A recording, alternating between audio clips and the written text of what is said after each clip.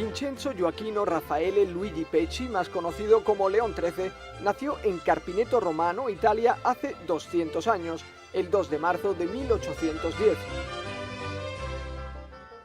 Estudió filosofía, teología y derecho civil y canónico en Roma y se ordenó sacerdote en 1837. Cuando tenía 33 años, el Papa le nombró nuncio apostólico en Bélgica. Allí estuvo solo 3 años, porque al rey Leopoldo I no le gustó que apoyase la postura de los obispos contraria a la colaboración con el Partido Liberal. Regresó a Italia como obispo de Perugia, donde estuvo 32 años. Tras el fallecimiento de Pío IX, fue elegido papa en 1878 con el nombre de León XIII. Como papa abrió a los expertos y estudiosos los archivos vaticanos que hasta el momento habían permanecido cerrados. También medió entre Alemania y España en el conflicto de las Islas Carolinas y escribió la encíclica Rerum Novarum, la primera encíclica social de la Iglesia Católica. Suyas son también las primeras imágenes de cine de un papa. Paseando por los jardines vaticanos, León XIII quiso acallar los rumores sobre su mal estado de salud que corrían por las cortes europeas. En 1903, y después de 25 años como papa, León XIII falleció en Roma. Su pontificado siempre será recordado por haber cambiado el rumbo de la Iglesia.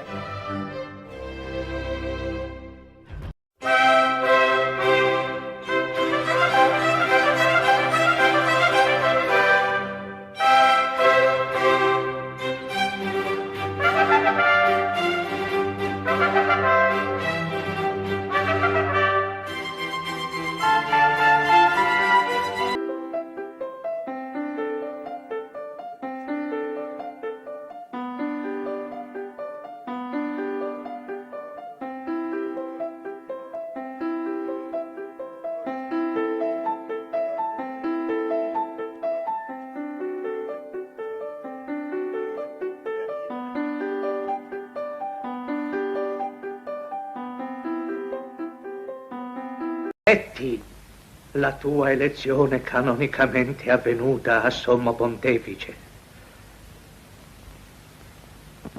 Accetto in croce.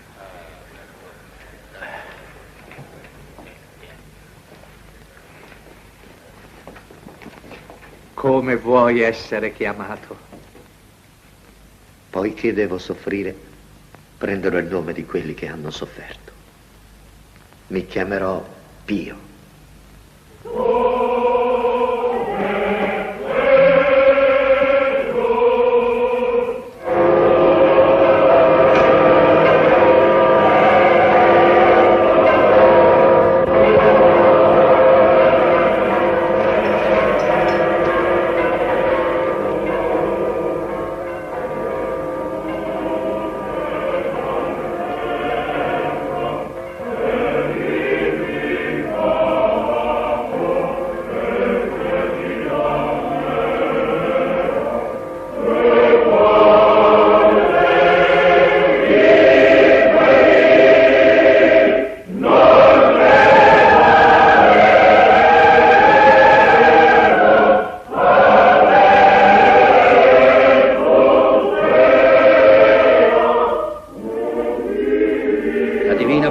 Ci ha protetti anche in questa difficile elezione. E la nave di Pietro ora è governata da un santo. L'apocrifa profezia di Malachia per il nuovo pontefice è Ignis Ardens. Apocrifa ma esatta.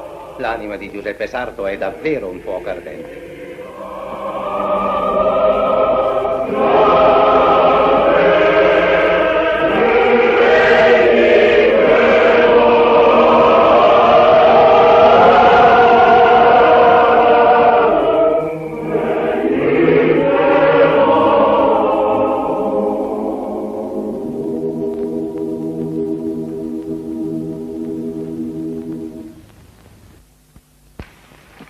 Sempre più ardente di carità e di fede. Grandi furono le sue opere, ma infinitamente più grande fu il suo amore per gli umili e per i fanciulli. Oggi mi ritrovo fra voi, dilettissimi figli del popolo, con la stessa fiduciosa speranza con cui Gesù si ritrovava tra i più umili figli della sua gente. Da essi Gesù trasse i suoi apostoli. Da voi attendo la restaurazione di Cristo nel mondo. L'attendo da voi perché i veri, i grandi miracoli della vita si preparano e si attuano nel cuore del popolo.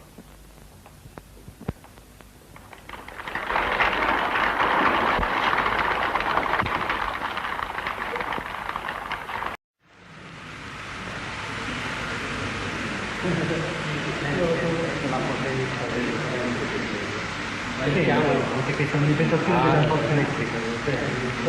Fisica si sente che siamo in mezzo a grandi forze. Qui comincia una qualche soddisfazione di quel desiderio che poc'anzi le esprimevamo. Le chiedevamo di darci qualche senso, qualche esperienza o esperimento del come ella, da quali agguati della scienza, ella sorprenda il cammino di queste onde che nessuno vede, nessuno ode, resta intera la nostra curiosità, il nostro desiderio di sapere come mai la mente umana veda, per così dire, veda d'una visione così distinta, misurazioni così esatte, quello che l'occhio non vede e che la mano non raggiunge. Non possiamo a meno che rinnovarle tutta con le nostre congratulazioni per quello che la divina volontà, la divina potenza ha concesso a lei di raggiungere e di fare affinché i segreti appunto della divina onnipotenza e della divina sapienza che tutto così mirabilmente governa diventino dei veri benefici per l'umanità, benefici già grandi per quello che l'umanità pericolante ne ha sperimentato, benefici sempre più grandi certamente nelle successive e sempre più larghe applicazioni che la mente sua e il suo cuore sapranno trovare. Eugenio María Giovanni Pacelli nació en Roma el 2 de marzo de 1876. Su familia estuvo dedicada al servicio papal. Realizó sus primeros estudios en Roma, destacando por su dedicación, extraordinaria memoria y vida disciplinada. Fue ordenado sacerdote en 1899 y 2 años después comenzó a trabajar en la Secretaría de Estado Vaticano. Fue nuncio en Baviera, Alemania, donde se esforzó por ayudar a las víctimas de la Primera Guerra Mundial. A pesar de las amenazas contra su vida, permaneció valientemente al lado de su pueblo. Fue nombrado primer nuncio ante la nueva República Alemana y en 1925 fue nombrado cardenal y trasladado a Roma, donde trabajó como secretario de Estado Vaticano. Tras la muerte del Papa Pío XI, fue elegido pontífice en menos de 24 horas. Tomó el nombre de Pío XII. Promulgó el dogma de la Asunción de María a los cielos, procuró por todos los medios posibles evitar la nueva guerra en Europa y tras la explosión del conflicto llamó incesantemente a la paz. Durante la ocupación alemana logró salvar a Roma de la destrucción y gracias a sus esfuerzos muchos, inclusive judíos, pudieron hallar refugio en el Estado Vaticano. Su personalidad irradiaba nobleza, servicio, bondad y santidad. Su testimonio de caridad causó numerosas conversiones. Una de las más famosas fue la del gran rabino de Roma, quien al bautizarse tomó su nombre, Eugenio Soli. Falleció el 9 de octubre de 1958, dejó 43 encíclicas a la Iglesia. En la plaza de San Pedro de Roma y ante la Basílica del Vaticano se concentra enarbolando la bandera de España la primera peregrinación de nuestra patria compuesta por 100 jóvenes de Acción Católica, que asistirá a la ceremonia de la apertura de la Puerta Santa y al comienzo del Año Santo. Entonan el himno de la organización y también las letanías que cantaban antiguamente los fieles de Roma desde los tiempos de San Gregorio el Magno en la visita a las estaciones.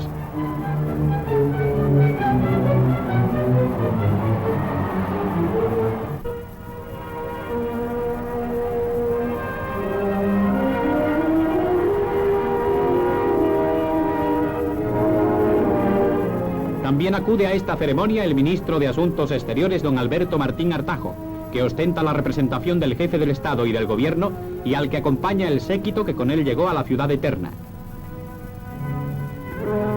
Un magno cortejo compuesto principalmente por los abades mitrados, obispos, arzobispos y patriarcas, cardenales y otras jerarquías de la Iglesia precede a la aparición del Padre Santo, que es llevado en la silla gestatoria por oficiales y miembros de la Guardia Noble hacia el trono pontificio, que se encuentra junto a la Puerta Santa en el atrio de la Basílica.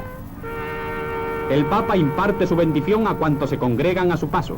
Los fieles enfervorizados no pueden reprimir la emoción que les embarga ante la presencia del Vicario de Cristo en la tierra.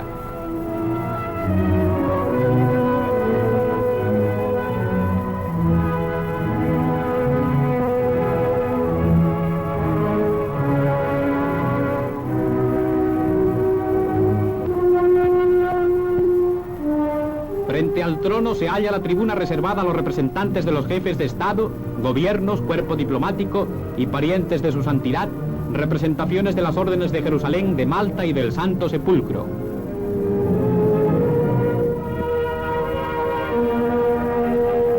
La silla gestatoria es depositada en el suelo para que el Papa descienda de ella y ascienda al trono. Mientras tanto, los coros entonan el Veni Creator para impetrar la asistencia del Espíritu Santo. El primer jubileo fue concedido por Bonifacio VIII en el año 1300. Al fin de cada siglo se concedía una gran indulgencia a cuantos iban a rezar ante el sepulcro del apóstol San Pedro. Clemente VI redujo el intervalo a 50 años y Paulo II fijó el periodo de 25 para la proclamación del año jubilar.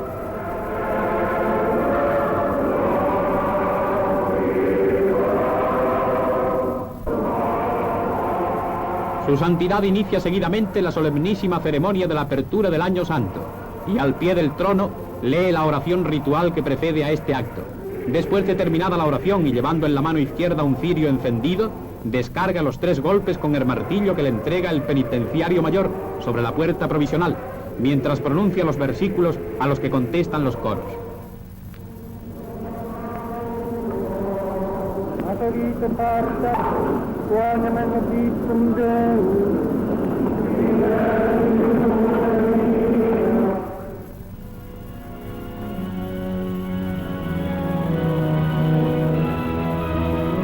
Su Santidad vuelve al trono pontificio y el prefecto de ceremonias hace sonar unas campanillas para que los obreros llamados Sanpietrini derriben el muro que cierra la Puerta Santa. Este es el instante en que las campanas de Roma y de todo el orbe católico comienzan a sonar. Los penitenciarios de la Basílica han lavado con agua bendita las jambas y las han secado con paños de lino.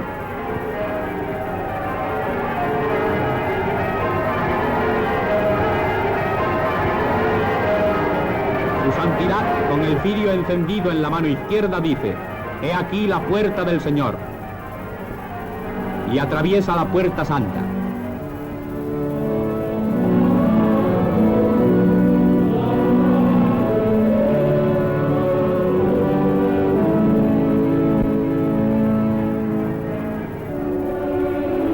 A continuación, y con las jerarquías eclesiásticas, pasan por la Puerta Santa los invitados, entre los que se encuentra nuestro ministro de Asuntos Exteriores,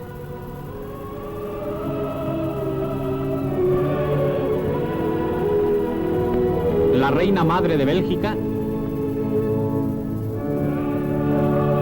el jefe del gobierno italiano señor De Gasperi, el ministro de Asuntos Exteriores de Irlanda, el embajador extraordinario del presidente de los Estados Unidos y otras altas personalidades. Le sigue el cortejo que llegará hasta los pies del trono, alzado ante el altar de la Concepción, donde recibirá de rodillas la bendición divina que impartirá Urbi et Orbi, el padre de la cristiandad. Hasta dentro de 25 años no se podrá vivir otra jornada de júbilo católico igual que esta.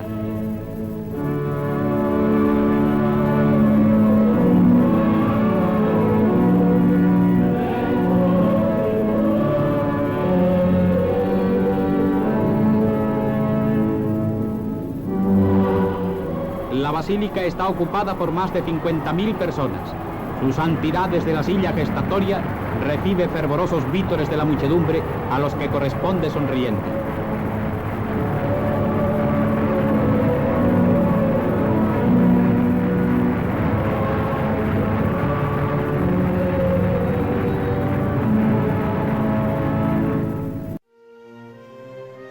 Benedicto XVI ha declarado venerable al Papa Pío XII. Ahora los promotores de su causa deberán demostrar un milagro para que el Papa lo beatifique. El Papa retrasó hace 2 años la decisión de hacerlo venerable. Por respeto a quienes se oponen a esta beatificación, Benedicto XVI ha consultado a varios historiadores antes de firmar el decreto. Representantes de comunidades judías han pedido a Benedicto XVI que abra los archivos vaticanos sobre Pío XII antes de beatificarlo, para contextualizar su papel en la Segunda Guerra Mundial. Mientras que algunos reprochan a Pío XII que no condenase explícitamente a Hitler, otros sostienen que prefirió evitar declaraciones públicas inútiles para salvar en secreto al mayor número de judíos.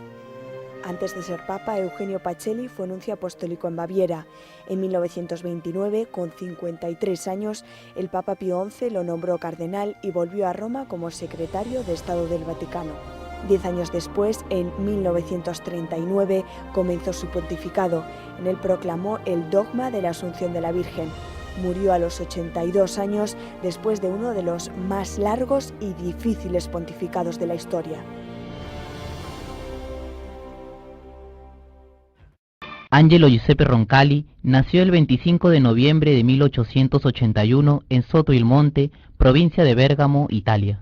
Desde pequeño manifestó una inquietud por la vida sacerdotal y a los 22 años de edad se ordenó presbítero. Fue capellán militar durante la Primera Guerra Mundial.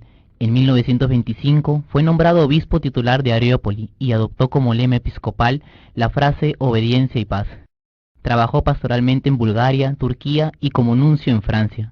En 1953, el Papa Pío XII lo creó cardenal y nombró patriarca de Venecia. El 28 de octubre de 1958, a pocas semanas de cumplir 77 años, el cardenal Roncalli fue elegido pontífice. Tomó el nombre de Juan XXIII, pero el mundo lo conoció como el Papa Bueno. Se presentó ante el mundo como auténtica imagen del buen pastor, manso y atento, recibió en el Vaticano a hombres de todas las naciones y creencias y cultivó un exquisito sentimiento de paternidad hacia todos.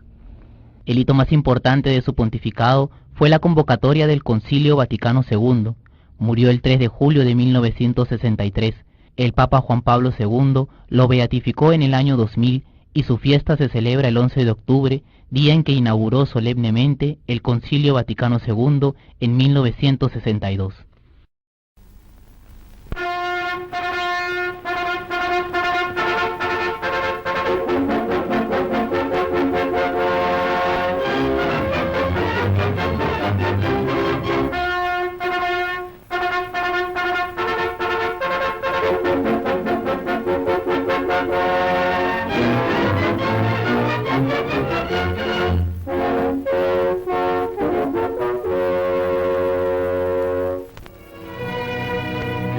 Su Santidad Juan XXIII sube al coche que le ha de conducir a la pequeña estación del Vaticano, donde con 20 cardenales rendirá homenaje a San Pío X, cuyo cadáver será trasladado a Venecia para cumplir la promesa que hizo hace 56 años de volver a esta ciudad vivo o muerto.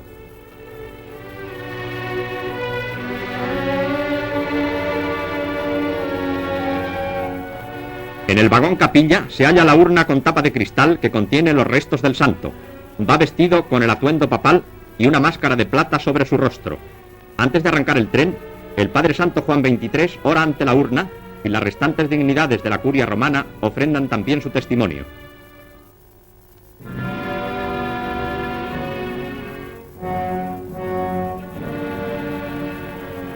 El coche será enganchado en una locomotora eléctrica y el cuerpo de San Pío X permanecerá durante un mes en la Catedral Veneciana para ser venerado por los fieles antes de regresar a Roma. Su santidad permanece en la estación hasta que el convoy inicia su marcha.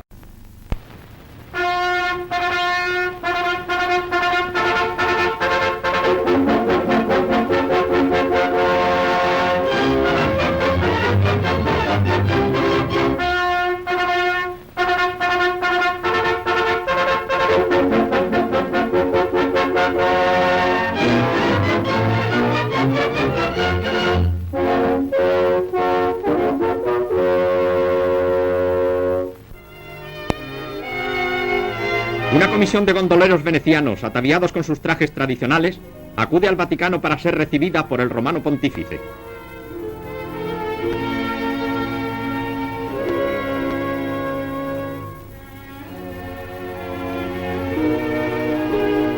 Uno tras otro se van arrodillando ante su santidad, quien tiene para cada uno de ellos, junto con un recuerdo de esta audiencia memorable, una frase y un gesto de paternal afecto.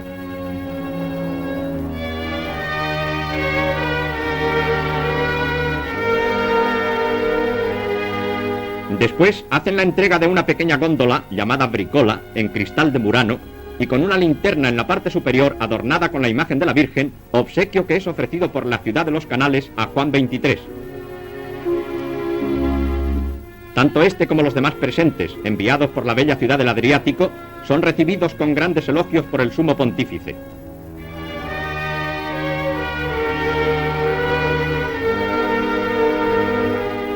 Su Santidad Juan XXIII imparte finalmente la bendición a los gondoleros que acudieron a rendirle testimonio de veneración y respeto en el nombre y recuerdo de los días de su patriarcado en Venecia. Giovanni Battista Enrico Antonio Maria Montini nació el 26 de septiembre de 1897 en Concesio, Lombardía, en el seno de una familia acomodada. Desde niño tuvo un delicado estado de salud, pero esto no le impidió abrazar su vocación religiosa. Fue ordenado sacerdote a los 23 años y se mudó a Roma para seguir estudios canónicos. Aquí ingresó a la Academia Diplomática del Vaticano. Luego de un breve periodo como nuncio en Varsovia, trabajó en la Secretaría de Estado Vaticano, donde permaneció por 3 décadas. Durante la Segunda Guerra Mundial fue responsable de organizar la amplia labor de socorro y la atención de los refugiados políticos. En 1954 fue nombrado arzobispo de Milán, donde se hizo conocido como el pastor de los trabajadores. En 1958 fue creado cardenal por el Papa Juan XXIII y tuvo un destacado papel en la organización del Concilio Vaticano II. El 21 de junio de 1963 fue elegido pontífice, tomó el nombre de Pablo VI y como tal continuó con los trabajos del concilio hasta su clausura. Sus colaboradores lo describen como un hombre brillante, profundamente espiritual, humilde, gentil y reservado, de cortesía infinita. Fue uno de los papas que más viajó en la historia y el primero en visitar los 5 continentes. Reformó la curia romana y dejó importantes documentos a la Iglesia, como la exhortación apostólica Evangelii Nunciandi y las encíclicas Populorum Progressio y la Humane Vitae, que sienta las bases de la defensa de la vida desde la concepción hasta su término natural. El Papa Pablo VI falleció el 6 de agosto de 1978.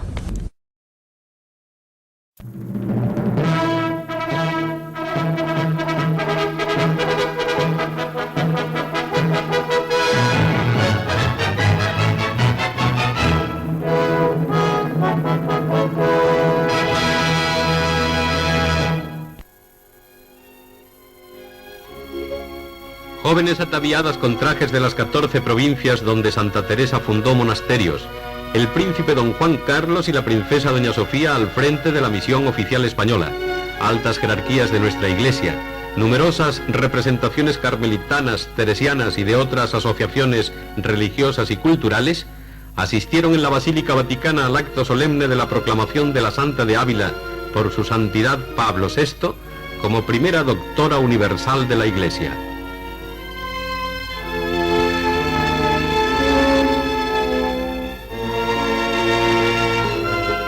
El ministro de Asuntos Exteriores, señor López Bravo, el embajador en la Santa Sede y la representación ante el Quirinal completaban la misión de nuestro país. La misa, cantada por el Papa y concelebrada con el obispo de Ávila, el general de los carmelitas y varios cardenales, ha sido una de las más emocionantes ceremonias que se recuerdan en la Basílica de San Pedro. Durante la liturgia en que fue proclamada doctora la excelsa reformadora carmelitana, su santidad pronunció una homilía encabezada con estas palabras: nos hemos conferido, o mejor, nos hemos reconocido el título de doctora de la Iglesia a Santa Teresa de Jesús, El solo hecho de pronunciar el nombre de esta santa, singularísima y grandísima, levanta en nuestro ánimo un cúmulo de pensamientos. Finalmente su santidad impartió la bendición desde la silla gestatoria a las 50.000 personas llegadas de los 5 continentes para esta proclamación que inaugura una nueva época en la vida de la mujer en la Iglesia. Los fieles que llenaban la Basílica Vaticana subrayaron con sus aplausos el gozo de esta feliz jornada para el mundo católico.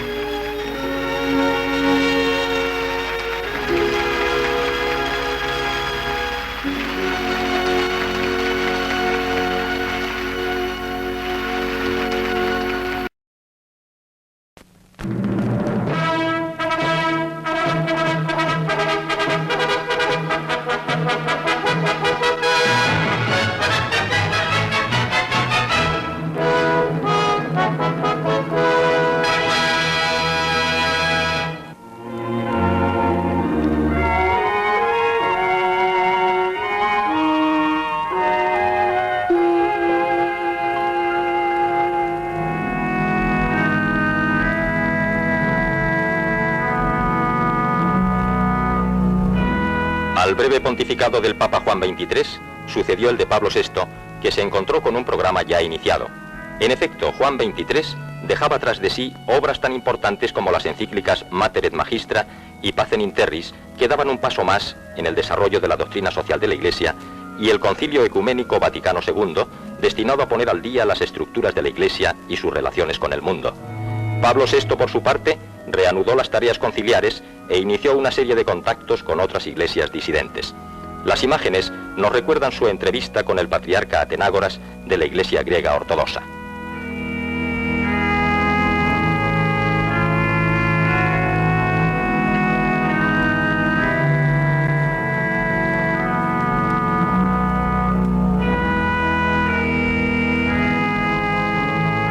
Esos mismos deseos de apertura hacia todos se manifestaron en algunas de sus visitas y audiencias. Aquí vemos a Pablo VI con los gitanos, pueblo, como se sabe, arbitrariamente marginado.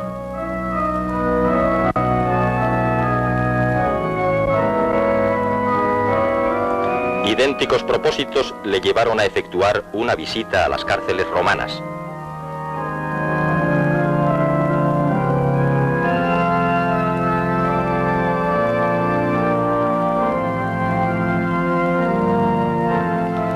En una línea más amplia de ecumenismo, cabe inscribir algunos de sus viajes. Esta secuencia revive su llegada a Nueva York y su discurso en las Naciones Unidas, donde con palabras conmovedoras hizo un firme llamamiento a la paz universal.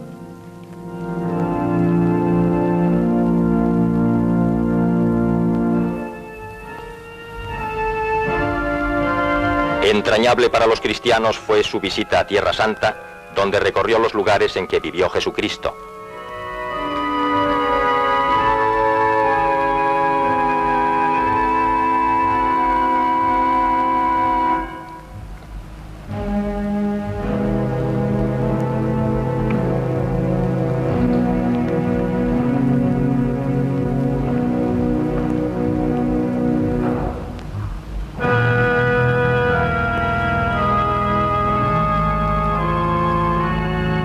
El pontificado de Pablo VI no estuvo exento de tensiones internas. Los progresistas consideraban que iba despacio en la reforma de las estructuras de la Iglesia y los conservadores que caminaba demasiado deprisa. Pablo VI, sin embargo, se mantuvo siempre firme en la doctrina de que es depositaria la Iglesia. En esa línea cabe inscribir su encíclica Humane Vitae o su proclamación de Santa Teresa de Jesús como doctora universal de la Iglesia.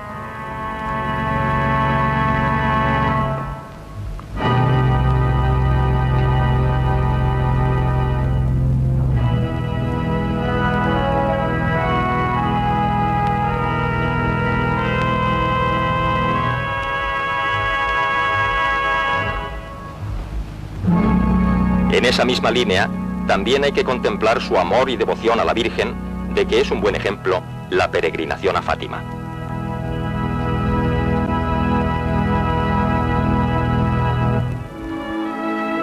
Las fotografías que cierran este reportaje corresponden a la audiencia que concedió a los reyes de España en febrero de 1977.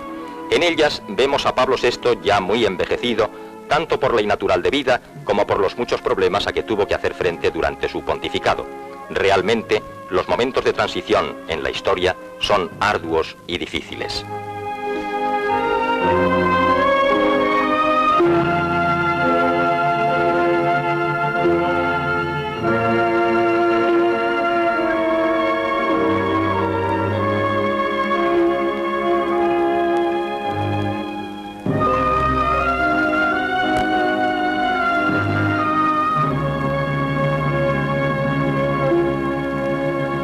Albino Luciani nació el 17 de octubre de 1912 en Forno di Canale, Belluno, Italia. Fue el mayor de 4 hermanos, era un niño inquieto, recio y vivaz. Padeció la pobreza durante la Primera Guerra Mundial. A los 10 años de edad falleció su madre, y su padre contrajo nuevas nupcias con una mujer de gran devoción. Pronto descubrió su vocación sacerdotal. En 1933 ingresó en el Seminario Menor de Feltre, y luego estudió en el Seminario Mayor de Belluno, donde fue ordenado sacerdote en 1935. En diciembre de 1958 fue consagrado obispo de Vittorio Veneto por el Papa Juan XXIII en la Basílica de San Pedro.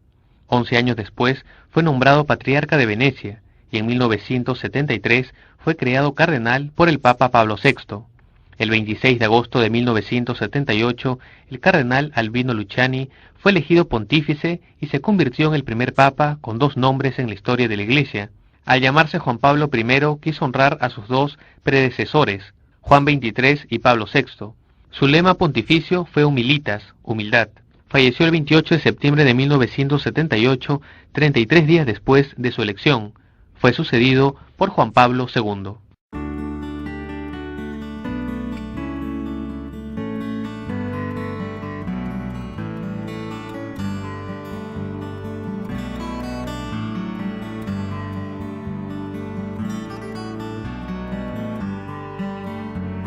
Ieri mattina io sono andato alla Sistina a votare tranquillamente.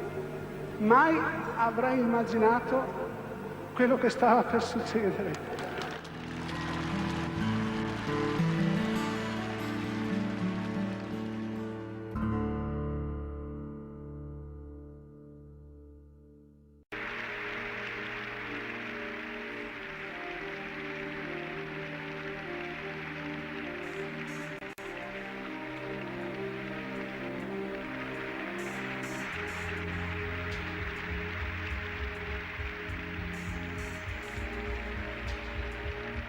Mercoledì 27 settembre 1978, 32esimo giorno di pontificato.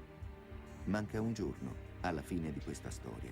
E cerco di spiegarvela parola per parola come se fossi un semplice catechista di parrocchia.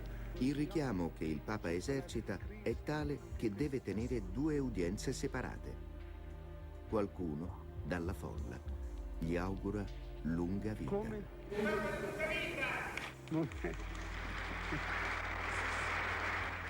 Il suo è un sincero, accorato appello per umili, gli oppressi, i poveri, gli affamati. Per esempio, la fame. Oggi non si tratta più solo di questo o di quell'individuo. Sono popoli che hanno fame. Noi ricordiamo tutti le grandi parole del grande Papa Paolo VI. I popoli della fame interpellano in maniera drammatica i popoli dell'opulenza. La Chiesa trasale a questo grido d'angoscia e chiama ognuno a rispondere con amore al proprio fratello. E poi qui la giustizia si unisce alla carità, perché il Papa dice anche nella Popolorum Progressio sempre: la proprietà privata per nessuno è un diritto inalienabile ed assoluto. Nessuno ha la prerogativa di poter usare esclusivamente dei beni in suo vantaggio oltre il bisogno, quando ci sono quelli che muoiono per non aver niente. Sono parole gravi, insieme ad altre. Alla luce di queste parole, non solo le nazioni, ma anche noi privati, specialmente noi di Chiesa, dobbiamo chiederci: abbiamo veramente compiuto il precetto di Gesù che ha detto ama il prossimo tuo come te stesso? Umiltà, fede, speranza e carità. Ecco, l'annuncio è completato. Alle 18:30 arriva nell'appartamento il segretario di Stato, Jean Villot. Si intrattiene con il Papa più di un'ora. All'ordine del giorno sembra nomine, spostamenti, sostituzioni. Sembra ci sia un franco scambio di opinioni. Quella sera, l'ultima sera in cui fu in vita, ha accusato delle fitte al petto verso metà della cena.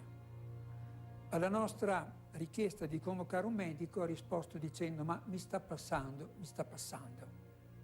E siccome la nostra educazione nel rispettare i superiori, tanto più un Papa, ci impediva di disobbedire, abbiamo ritenuto opportuno non chiamare il medico. Fu una omissione di cui non potemmo valutare la gravità. Mani pietose lo rivestono con gli abiti pontificali di color rosso, la mitra bianca sul capo. Lo compongono su quello che chiamano il letto dell'addio. In alto un crocifisso di legno scuro.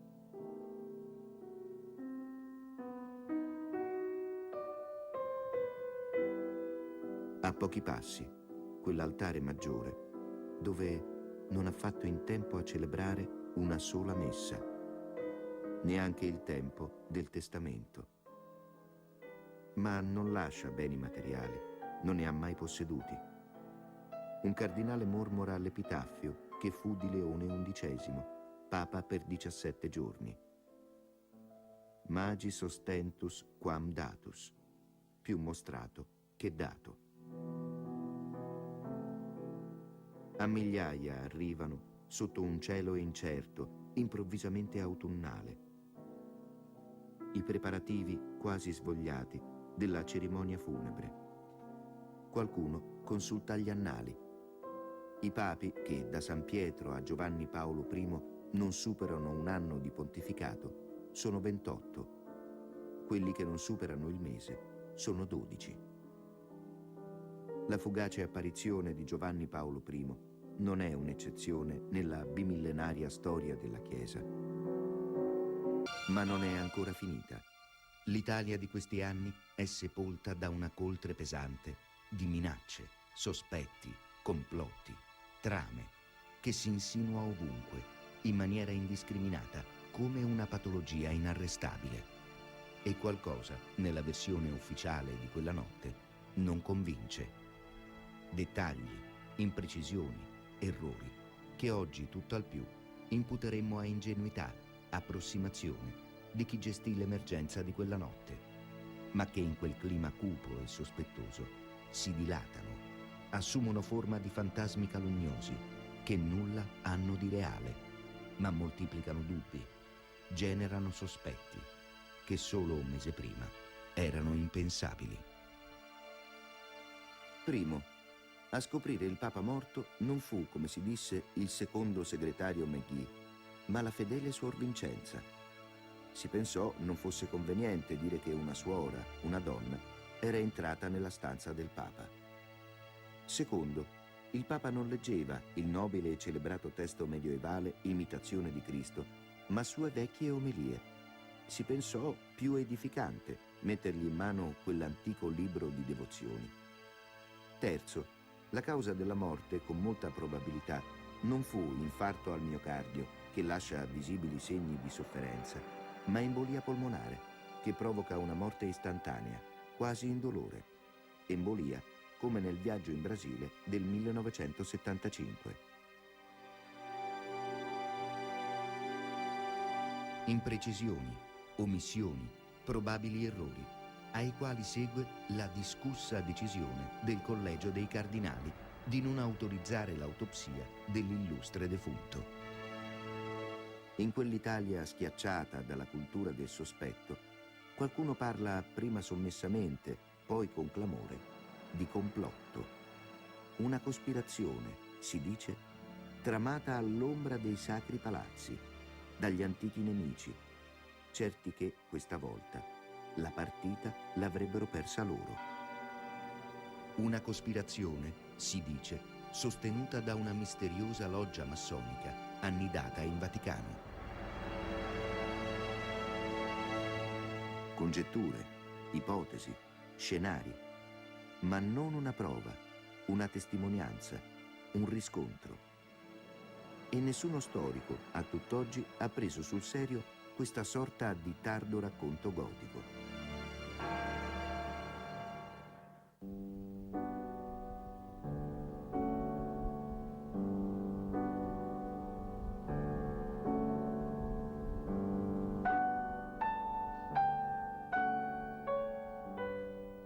La verità è che Giovanni Paolo, il primo, se n'è andato.